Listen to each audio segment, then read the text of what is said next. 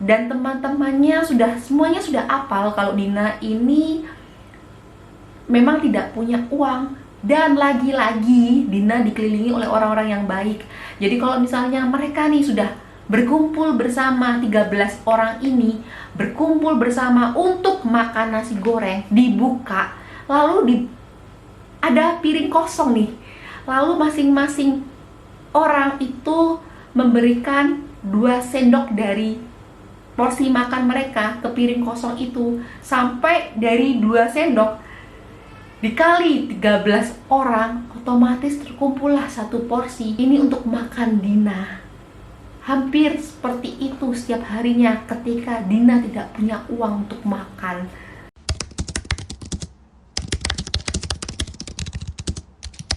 Lagi-lagi Dina menyampaikan mimpi-mimpinya mengenai pergi ke Malang, pingin kuliah di Malang sama bundanya.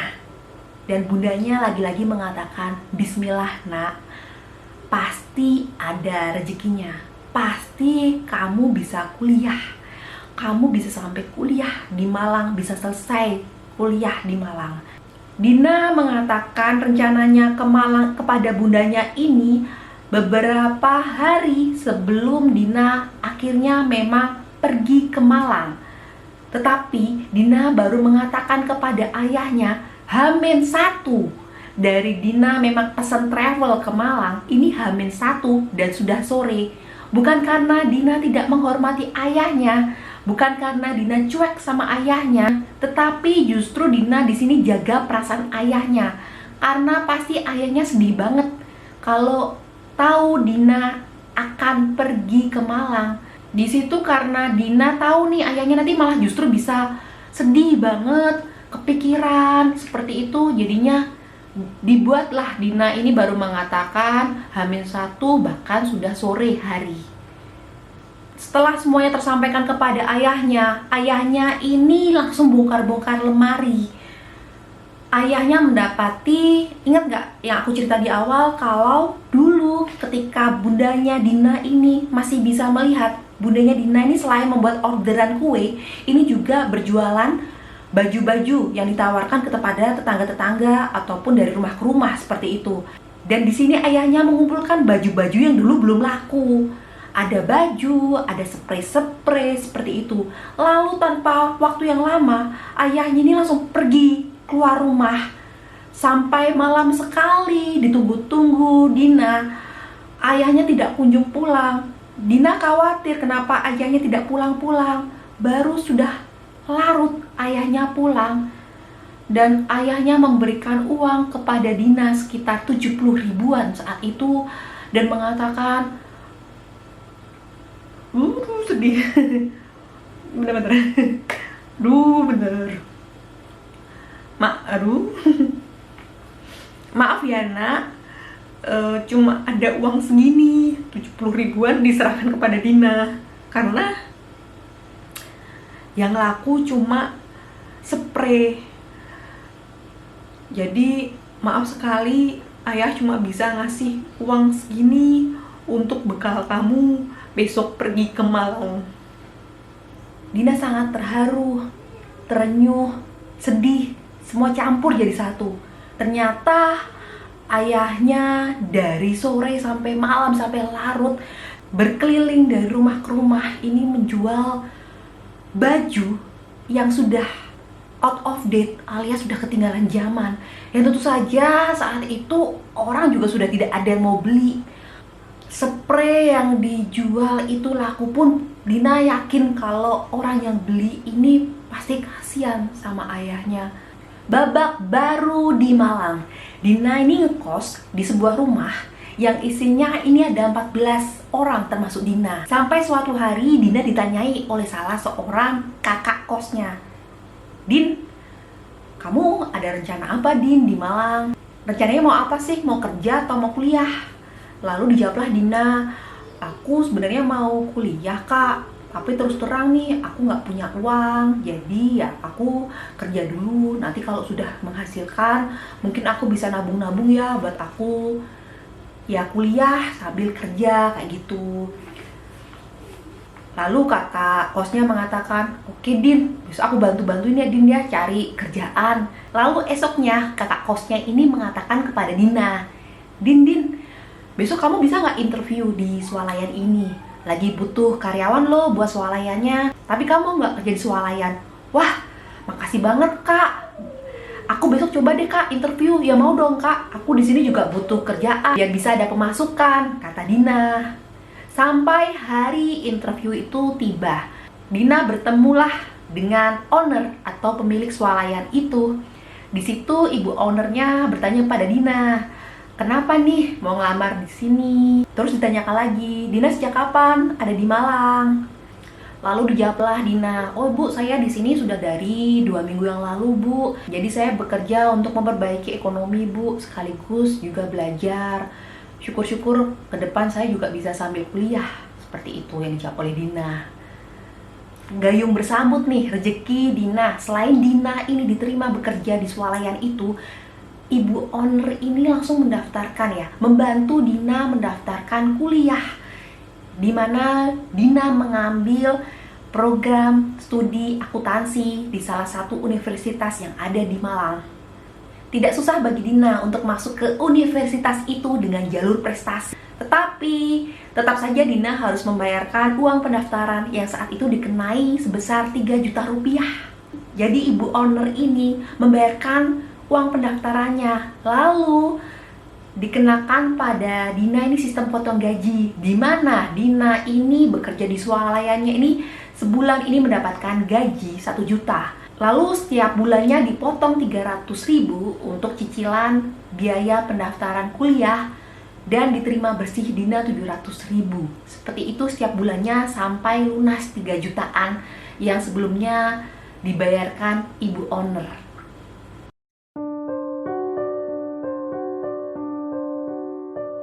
Alhamdulillah memang Dina ini selalu dipertemukan dengan orang-orang yang baik.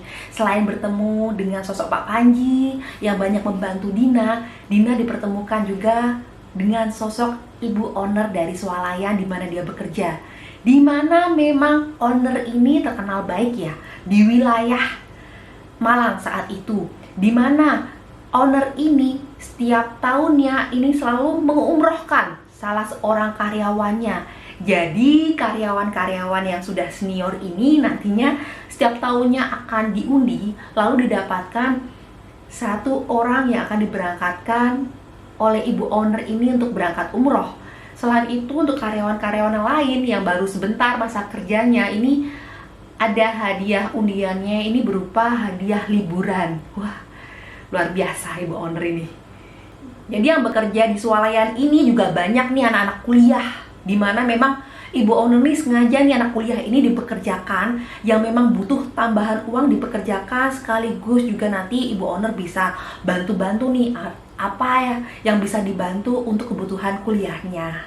Jadi Dina ini karena uangnya juga mepet ya untuk kebutuhan hidupnya ini, apalagi waktu masih awal kerja belum mendapatkan penghasilan, ini Dina nih biasa ya namanya berangkat kuliah ini dengan keadaan perut yang lapar karena belum makan. Dan juga nanti kalau malam-malam, kebayang ya anak kos ada 14 orang di dalam satu rumah, ini kan pasti biasa misalnya saja habis maghrib terus yuk beli nasi goreng yuk buat makan, yuk beli mie goreng yuk beli capcay yuk. Yang lain kan pasti yang ayo. Dina ini sudah biasa sekali memilih untuk di kamar, dan teman-temannya semuanya sudah hafal kalau Dina ini memang tidak punya uang. Dan lagi-lagi Dina dikelilingi oleh orang-orang yang baik. Jadi kalau misalnya mereka nih sudah berkumpul bersama 13 orang ini, berkumpul bersama untuk makan nasi goreng, dibuka, lalu ada piring kosong nih. Lalu masing-masing orang itu memberikan 2 sendok dari porsi makan mereka ke piring kosong itu. Sampai dari 2 sendok dikali 13 orang, otomatis terkumpullah 1 porsi. Ini untuk makan Dina. Hampir seperti itu setiap harinya ketika Dina tidak punya uang untuk makan. Penasaran nggak gaji pertama yang didapatkan oleh Dina ini untuk beli apa? Jadi gaji pertama yang didapatkan Dina bekerja di swalayan ini digunakan untuk beli sepeda Jawa. Pit ontel kalau orang Jawa bilang. Ini digunakan untuk transportasi Dina karena Dina merasakan repot ya. Kalau kemana-mana misalnya harus naik angkot atau jalan kaki. Jadinya beli sepeda Jawa untuk mengirit, menghemat biaya transport. Dari kuliahnya Dina harus menjalani tugas akhir, dan tugas akhir ini dijalani Dina di Bali. Nah, disinilah Dina bertemu dengan jodohnya, seorang pria Bali. Dina dari awal nikah sampai mempunyai anak ini stay di Bali. Jadi Dina dan suami ini bekerja ini berjualan jamu.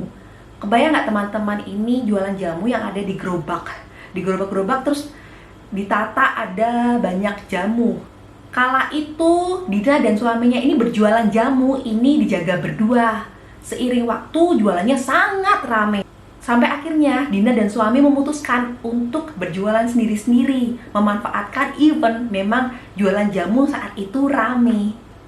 Tetapi seiring berjalannya waktu kemudian, jamu yang dijaga oleh suaminya Dina ini sepi. Tetapi di situ suaminya Dina ini tetap kekeh kalau nanti pasti akan ramai lagi. Padahal kalau untuk berjualan jamu ini itu harus menyewa tempat ya untuk berjualan. Mengandalkan jualan jamu yang dijalani oleh Dina, penghasilannya tidak cukup untuk membayar sewa 2 tempat untuk jualan jamu. Belum lagi mereka ini tinggal di Bali ini ngekos. Saat itu memang ASI dari Dina ini kurang dan harus ditambahi oleh susu formula, dan bayi mereka ini hanya bisa mengkonsumsi susu merek BMT, susu yang sangat terkenal mahal. Bukan tanpa alasan, karena memang sudah dicoba susu di bawah-bawahnya yang harganya juga masih mahal tapi grade-nya di bawahnya. Ini tetap tidak cocok, badannya ruam-ruam. Hanya ketika menggunakan susu merek BMT ini tidak apa-apa. Padahal harga susu BMT saat ini nih, misalnya saja yang 200 gram ini seharga 50 ribuan. Kalau yang 800 gram ini seharga 200 ribuan. Kebayang saat itu ketika keuangan mereka lagi jelek-jeleknya harus beli susu BMT, bayar kos, bayar tempat untuk jualan jamu, belum untuk biaya hidup. Jadi saat itu jualan jamu sangat mengandalkan pembangunan, di mana mayoritas ini kebanyakan yang beli jamu di tempat Dina dan suaminya itu adalah orang-orang proyek. Jadi ketika pembangunan udah selesai, orang-orang proyeknya juga pergi. Ketika pemasukan sangat menipis, di mana Dina juga kehabisan susu dan pampers untuk bayinya. Dina sudah sangat kebingungan. Di situ suaminya terlihat cuek-cuek saja. Sampai akhirnya Dina berinisiatif untuk keluar membawa motornya dan untuk pergi Gojek. Karena saat itu memang Dina sebelumnya nih iseng-iseng mendaftarkan dirinya untuk bisa menjadi salah satu driver ojek online Gojek. Hasil yang didapatkan sangat cukup waktu itu untuk beli susu bayinya yang ukuran kecil. Sampai suatu hari, Dina dan suami ini sudah tidak mampu lagi untuk membayar biaya kos-kosan, bahkan mempunyai hutang di koperasi yang sudah tidak mampu lagi dibayar oleh Dina. Ditambah sudah tidak mampu lagi untuk beli pampers dan susu anak dalam satu waktu sekaligus. Sebenarnya kalau Dina dan suaminya ini minta tolong ke orang tua dari suaminya Dina, ini mereka sangat mampu untuk membantu Dina dan suaminya, tapi mereka malu kalau sampai minta tolong. Mereka tetap berusaha mengupayakan untuk hidup mandiri. Bahkan sampai ada pikiran untuk menyerahkan anak mereka yang kedua ini ke bude dari keluarga suami Dina, di mana budenya ini adalah orang yang kaya raya tetapi tidak dikaruniai keturunan. Sudah disampaikan kepada budenya. Budenya senang sekali ya kalau diberikan anak dari Dina dan suaminya. Ketika bapak dan ibu mertua Dina tahu kalau Dina dan suaminya sudah menghubungi budenya untuk menyerahkan anaknya karena sudah tidak mampu lagi membeli susu dan pampers anaknya. Demi kebaikan anaknya mau diserahkan kepada budenya. Bapak mertua dari Dina ini langsung menutup semua hutang, semua biaya-biaya yang harus dibayar dari uang kos-kosan dan lain sebagainya. Lalu meminta Dina dan suaminya tinggal serumah dengan bapak dan ibu mertuanya. Gak lama ketika Dina dan suaminya mulai tinggal bersama dengan ayah dan bunda dari suaminya Dina ini, lalu bapak mertua Dina ini jatuh sakit dan tak lama meninggal. Oh iya, orang tua dari suaminya Dina ini mempunyai usaha juga jualan jamu. Jadi jualan jamu ini adalah usaha turun-temurun dari keluarga pihak suami Dina. Tidak mau terpuruk dengan keadaan, Dina ini memutar otak sampai akhirnya Dina memutuskan untuk bekerja sebagai seorang kurir di sebuah perusahaan marketplace yang ada di Indonesia. Karena melihat hasilnya lumayan ya, untuk gajinya lumayan. Untuk di sini akhirnya suami dari Dina ini mengikuti jejak dari Dina, ini bekerja juga sebagai kurir di marketplace yang sama, tetapi statusnya mereka rahasiakan. Mereka tidak pernah menyebutkan kalau mereka suami istri, karena nanti kalau ketahuan pasti tidak boleh. Jadi ketika bekerja sebagai seorang kurir ini, dari pihak manajemen perusahaan ini ada peraturan di mana setiap 1 tahun ini ada penilaian kinerja dari perusahaan kepada kurir-kurirnya, di mana nanti pekerja yang kurang memenuhi performa atau performanya kurang baik, ini nanti akan di-cut. Nah, suami dari Dina ini akhirnya di-cut, tetapi kalau Dina tetap dipertahankan karena kinerjanya memang baik. Tetapi setelah di-cut, nanti bisa bekerja lagi di marketplace itu, tapi mendaftar dari awal. Sistemnya seperti itu, setelah di-cut, mendaftar lagi, masuk lagi. Nah, masuk lagi lah suami dari Dina untuk bekerja di marketplace itu. Dan lagi-lagi, setahun kemudian, suaminya di-cut lagi. Sampai akhirnya suaminya, udah deh, aku kerja yang lain saja. Tetapi ketika interview di perusahaan yang lain, suaminya selalu membandingkan gaji yang dia terima ketika dia bekerja di marketplace. Kok berbeda ya? Kok lebih rendah ya? Ketika interview di perusahaan yang lain. Jadinya suaminya males untuk interview lagi. Dan akhirnya kalau untuk suami Dina memutuskan untuk berjualan jamu, membantu ibu mertua Dina.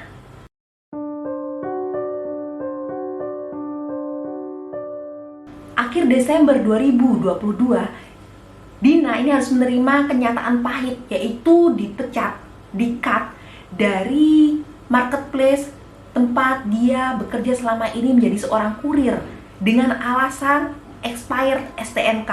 Padahal Dina ini dari bulan September sudah update di sistem karyawan, sudah mengupdate STNK yang baru. Berikut Dina juga sudah memberikan bukti kalau sudah update ini ke supervisornya dan sudah difotokan STNK yang sudah diupdate. Tetapi nggak tahu kenapa di sistemnya tidak masuk. Sudah ditunjukkan dengan bukti yang ada, nih loh, saya sudah update, tapi tetap saja Dina harus menerima kenyataan kalau dia tetap dipecat. Setelah dipecat, Januari 2023, Dina dihubungi oleh mantan supervisornya ya, kalau Din, ini nih ada lowongan nih, HR untuk kurir. Jadi HR khusus untuk kurir, dari perekrutan, penggajian, dan lain-lain. Coba ya Din ya, kamu apply, siapa tahu rezeki kamu. Sampai di Januari 2023 itu yang menyeleksi ini langsung dari karyawan dari kantor pusat yang ada di Jakarta. Ini sengaja terbang ke Bali untuk menyeleksi HR yang khusus untuk kurir itu. Selain Dina, ini ada 7 orang yang ikut seleksi. Jadi total 8 orang. 7 orang ini adalah bawaan dari manajer di marketplace itu, manajer-manajernya, supervisor, entah keluarganya atau saudaranya. Jadi bawaan orang dalam. Allah Maha Adil. Dina lah yang keterima untuk menjadi HR yang mengurus kurir-kurir.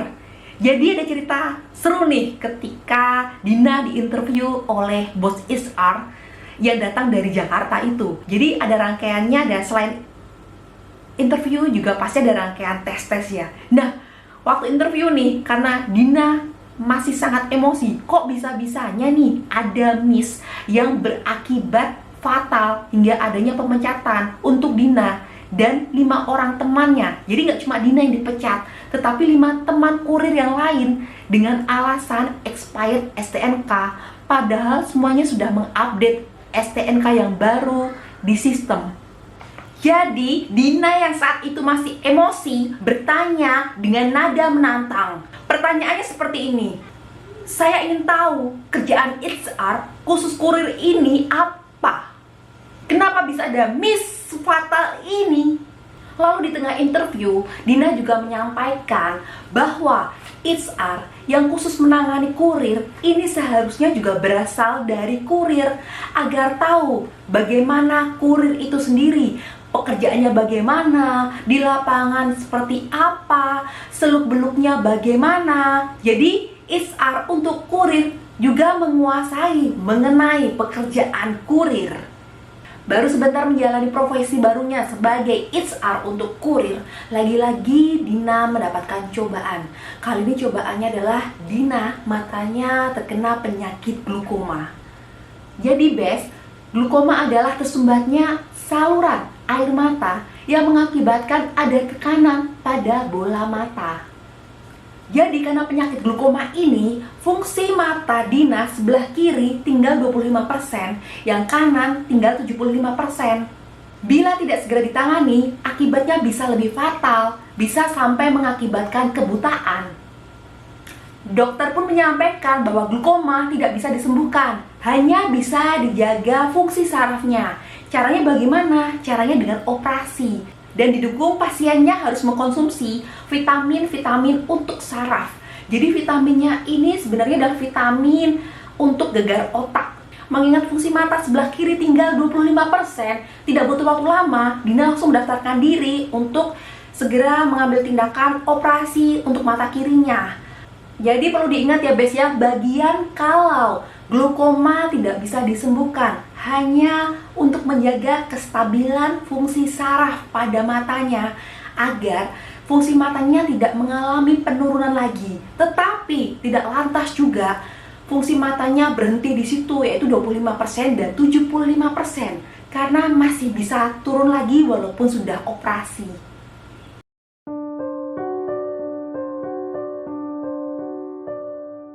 Ketika Dina sudah diterima menjadi HR khusus untuk kurir di sebuah marketplace itu, sebenarnya bagaimana respon dari suaminya? Suaminya senang-senang saja, tetapi juga banyak protes ketika Dina ini sampai membawa pekerjaan ke rumah. Suami pengennya ketika Dina sudah sampai rumah tidak memegang pekerjaan kantor lagi, tetapi tidak bisa seperti itu. Nah, kebayang nggak kurir yang bekerja di sebuah marketplace? Ini tuh tingkat turnovernya, yaitu tingkat kurir resign ini sangat tinggi. Jadi sedikit-sedikit ada yang masuk, sedikit-sedikit ada yang keluar. Jadi Dina harus standby bila diminta oleh perusahaan ini mengisi kekurangan kurir yang barusan saja resign.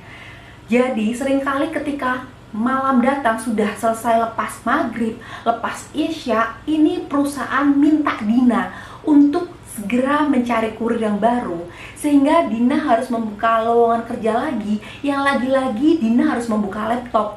Dan ini membuat cekcok rumah tangga juga antara Dina dan suaminya, yang suaminya kadang melihat Dina ini sok kerja keras, sok masih kerajinan bawa pekerjaan ke rumah. Masih ingat teman-teman, untuk suami Dina bekerja ini membantu ibunya berdagang jamu di pasar malam. Dan jamu ini pemasukannya tidak tentu, apalagi pemasukannya dibagi dua antara untuk ibunya dan juga untuk suaminya Dina. Dina tidak pernah meremehkan, tapi Dina tuh orangnya selalu melihat peluang. Kalau misalnya ada peluang yang lebih baik, kenapa tidak diambil? Sampai suatu hari ada lowongan kerja nih yang bisa dicoba untuk suaminya, yaitu sebagai seorang supir di salah satu bank nasional. Dari semua rangkaian tes dan rangkaian interview yang dijalani oleh suaminya Dina, ini seperti meyakinkan ya kalau tinggal di depan mata, ini suaminya Dina ini akan mendapatkan pekerjaan. Apalagi dalam rangkaian interviewnya ini dikatakan akan dihubungi kembali karena cocok. Tetapi ternyata semua itu hanya PHP, ditunggu 1 hari, 2 hari, hingga berminggu-minggu, tidak ada kabar baik yang lantas datang. Di situ Dina tahu kalau suaminya sudah di PHP, dan Dina mengatakan kepada suaminya kalau yuk coba cari peluang lain karena memang pendapatan dari jamu ini sudah sangat menurun. Tetapi karena mungkin suaminya di sini sudah minder ya dengan kondisi perekonomian yang didapatkan, gaji atau pendapatan yang didapatkan antara suaminya dengan Dina. Jadi suaminya sakit hati. Suaminya mengira kalau Dina ini menganggap dia tidak mampu. Karena suaminya menganggap, enggak kok, pasti sebentar lagi aku akan dihubungi oleh bank itu dan aku diterima menjadi sopirnya. Tetapi memang kabar baik itu tidak kunjung datang.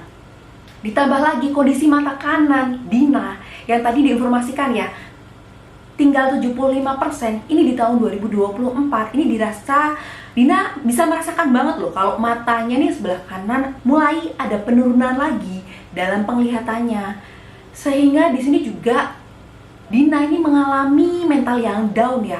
Plot twistnya, dia merasa dia akan mengalami nasib yang sama seperti bundanya, dimana kelak tidak bisa melihat atau buta, dan dia tidak mau suaminya mengalami hal yang sama, nasib yang sama dengan ayahnya yang di sisa umurnya ini hanya menjagai ibunya saja.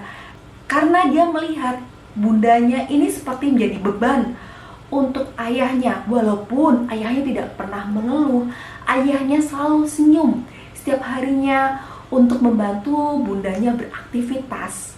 Sampai akhirnya suatu hari di tahun 2024, Dina berkata kepada suaminya, "Yah, aku nih fungsi mataku rasanya sudah makin berkurang. Aku takutnya ke depan aku kayak bundaku.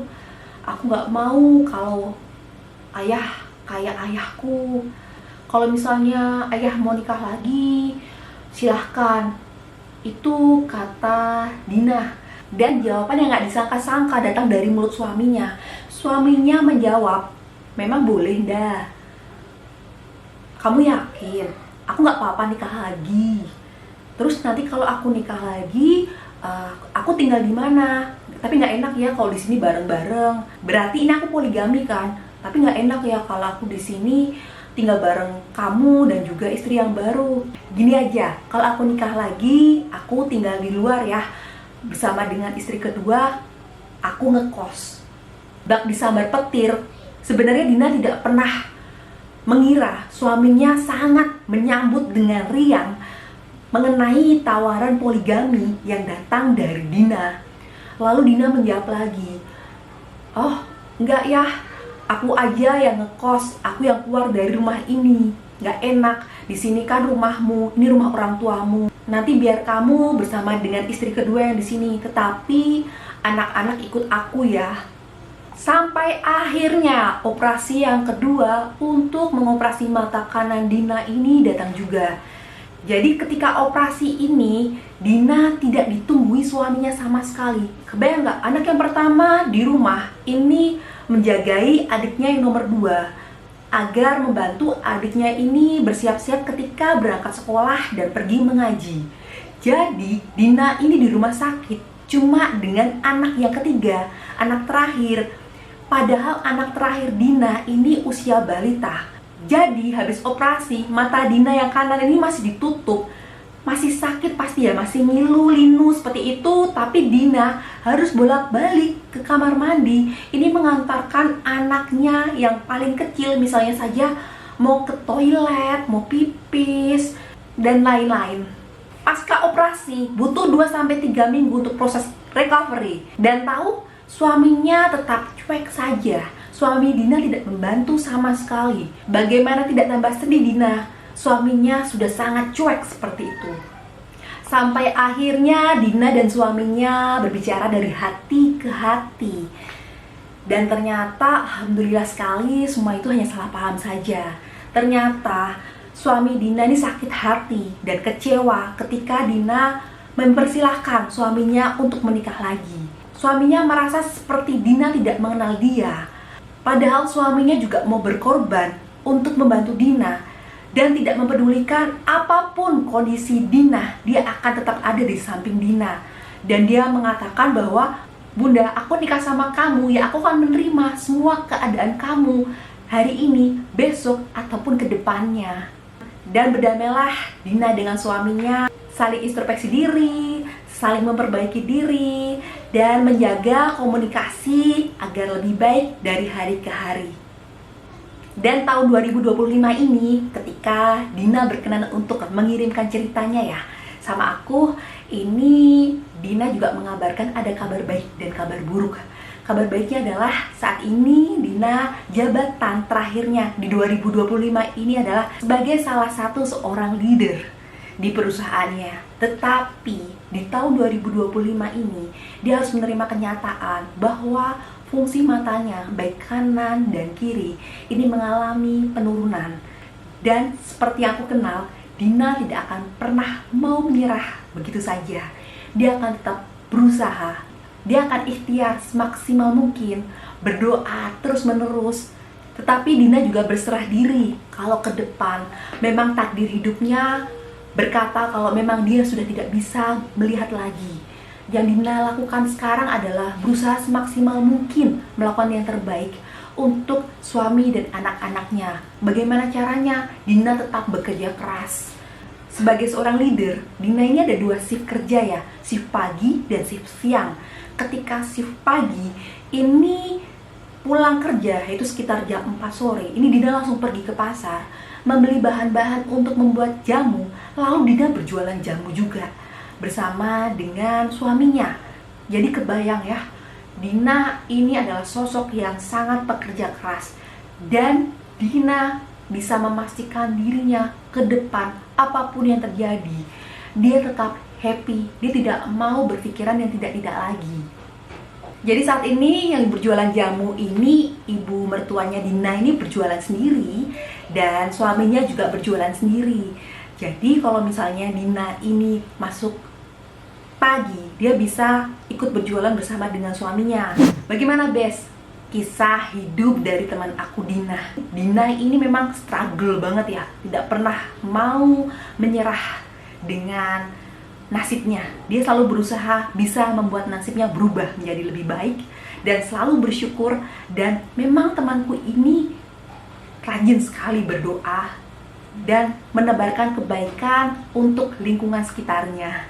Buat Dina, semangat terus ya. Yuk kita doain semua, semoga mata Dina tetap stabil segitu aja ya untuk fungsi matanya, tidak mengalami penurunan lagi untuk kedua fungsi matanya. Di akhir kata, terima kasih Bes sudah menonton video ini. Aku terinspirasi, teman-teman terinspirasi. Yuk ke depan kita menginspirasi orang lain. Wassalamualaikum warahmatullahi wabarakatuh. Bye.